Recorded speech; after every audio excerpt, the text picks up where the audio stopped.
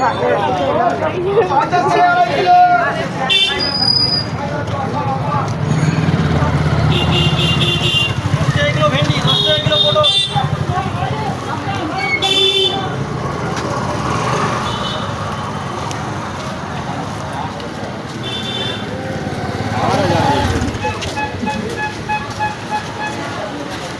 মোটামুটি অনেকদিন পরে এলাম।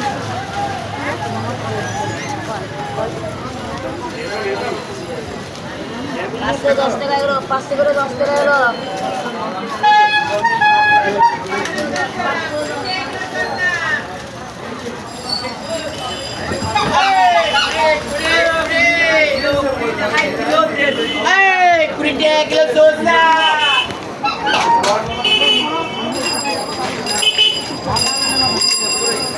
এত গাড়ির আওয়াজ,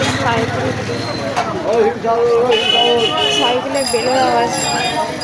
দেখো আম, মাই ফেভারিট ফ্রুট। অনেকে জানো না, তবে জেনে বা কী করবে, কারণ আমি তো থাকি না তোমাদেরকে সাইডে যাবো। আর মানে আমার ফেভারিট ম্যাঙ্গো, মানে আম আমি খুব ভালোবাসি।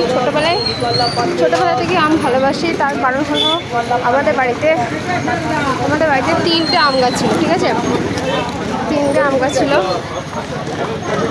তো দেখতে পাচ্ছ আমি এখন বাজারের মধ্যে দিয়ে যাচ্ছি।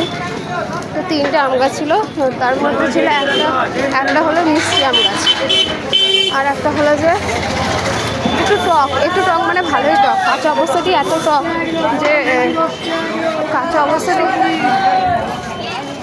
অবস্থাতেই এত টক যে মানে দাঁতে দিলে আর কি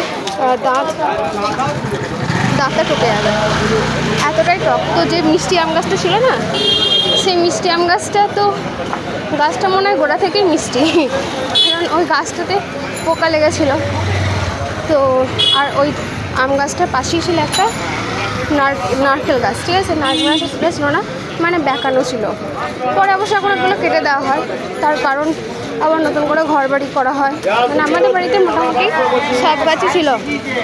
তোমার নারকেল গাছ ছিল 6টা, একটা সুপারি গাছ ছিল, 2টো সজনে গাছ ছিল, তারপরে হলো যে নাজনি ফুলের গাছও ছিল একটা, সজনে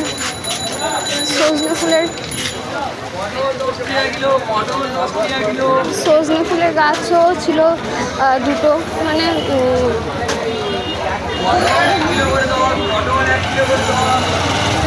ওই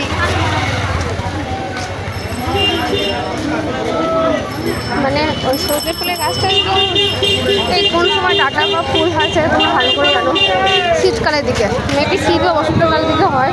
এখন তো গ্রীষ্মকাল চলে এসছে, পুরো ভ্যাপা গ্রীষ্মকাল, দরদর করে ঘাম পড়ছে। এই ঘামের মধ্যে দিয়েই বোঝা যাচ্ছে যে এটা গ্রীষ্মকাল।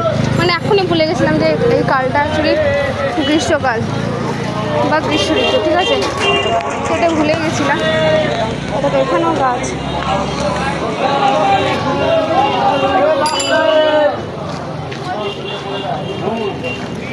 তো ওইদিকে ঘুরতে ঘুরতে আমি এইদিকে চলে আসলাম। এদিকে বলতে এটা হলো যে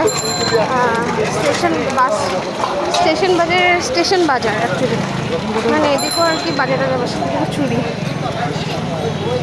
দেখাতে পারলাম না মনে হয়, কারণ এত কারো পারমিশন না নিয়ে উইদাউট পারমিশনে দেখাচ্ছি। তো সেই জন্য মনের মধ্যে একটা ভয় কাজ করছে। সামনে আবার একটা গাই গরু দাঁড়িয়ে আছে।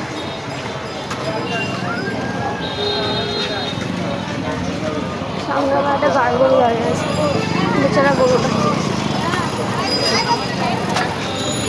তো যাই হোক, কেমন লাগলো বলবে তোমরা।